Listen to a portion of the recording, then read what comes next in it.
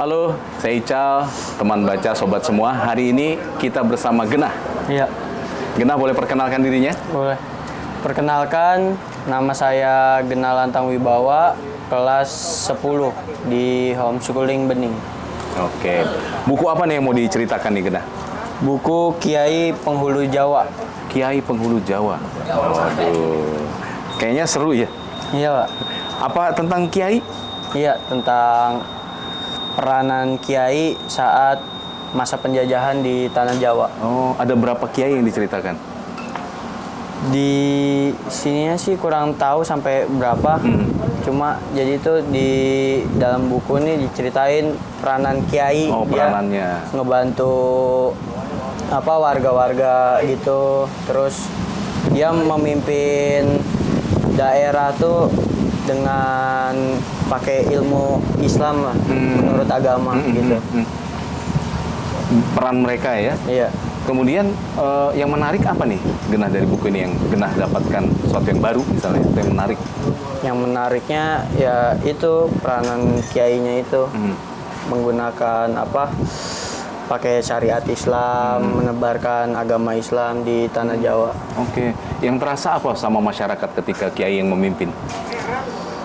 Lebih kan ini tuh dibagi 3 kalau nggak salah. Saat memimpin tuh memakai musyawarah kayak gitu. Jadi penduduk tuh merasa lebih adil lah. Jadi itu benar-benar ya diceritakan ya. Iya. Betul-betul itu mungkin yang didambakan begitu ya sama masyarakat. Terus apa lagi yang bisa Genah ceritakan dari buku ini?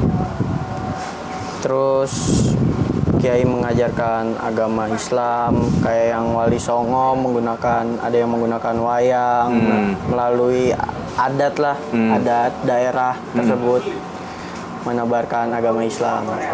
Jadi membuat tertarik ya, Iya. buat masyarakat juga jadi berminat begitu ya. Nah, di situ ada peran Kiai siapa yang paling disorot? Ada nggak namanya? Sunan Kalijaga kalau nggak salah, apa Sunan Kalijaga. siapa gitu, Iya, lupa. Iya, itu yang paling disorot ya. Iya. Oke. Apa yang peran yang paling terasa penting di sana yang diceritakan? Saat para kiai ini memiliki solusi lah. Kan Belanda tuh menyadari tuh kalau misalnya agama Islam tuh suatu masalah besar. Jadi Belanda nih bikin cara agar Islam tuh tidak menyebar. Namun para kiai masih bisa menebarkan agama. Oke. Dengan itu ya, dengan strateginya ya. Iya. Itu diceritakan semua ya. Nah, kira-kira kalau kamu mengambil untuk kehidupan sehari-hari ini apa nih yang menarik nih dari buku ini yang bisa diterapkan pada kehidupan kamu sekarang gitu kira-kira? Kalau misalnya dari buku sih yang paling bisa ya keadilan itu. Keadilan. Itu ya, membangun keadilan. Iya, membangun keadilan. Seperti apa sih keadilan yang diceritakan di situ? Contohnya? Keadilan yang diceritakan tuh ya antara A dan B itu sama-sama diperlakukan adil, nggak ada yang ditinggikan, direndahkan, nggak ada. Oh, dasarnya seperti itu ya, Iya. konsepnya. Baik. Kalau misalnya sekarang akhir dari buku ini sebetulnya kamu merasa apa nih? Merasa jadi tahu atau merasa mengerti atau jadi sadar nih bahwa ternyata yang dilakukan nggak sekedar berdakwah misalnya. Menjadi sadar dan lebih tahu sih. Ternyata Kiai itu perannya sangat penting dalam kemerdekaan.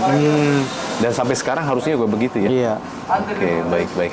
Nah, boleh kamu ceritakan juga di bagian akhir ini, kepuasan apa sih setelah membaca? Ada rasa apa tuh? Setelah menghabiskan buku ini, rasanya seperti apa? Jadi lebih menambah wawasan lah kalau misalnya Kiai ini memang perannya penting dalam masa penjajahan sampai merdeka, bahkan sampai sekarang itu sangat penting. Sangat penting sekali ya. 3 kata tentang buku ini. 3 kata, pastinya Kiai, agama, kemerdekaan. Kemerdekaan. Ya. Oh, Kiai, agama, kemerdekaan. Iya. Baik ya. Baik, kalau kamu harus menceritakan kenapa sih pentingnya buku ini dibaca sama teman-teman seusia kamu, apa yang mau disampaikan? Agar orang-orang sekarang tuh tahu lah peranan kiai agama Islam saat masa penjajahan. Supaya nggak salah paham ya. Iya. Terus untuk membaca sendiri ada nggak? Kenapa sih harus membaca? Ajakan seperti apa tuh? Apa yang terjadi pada diri kamu ketika membaca yang terasa? Lebih menambah wawasan sih kalau membaca tuh. Lebih gampang diingat. Gampang mengingat ya. Baik. Terima kasih. Iya. Baik, teman-teman, sampai jumpa lagi.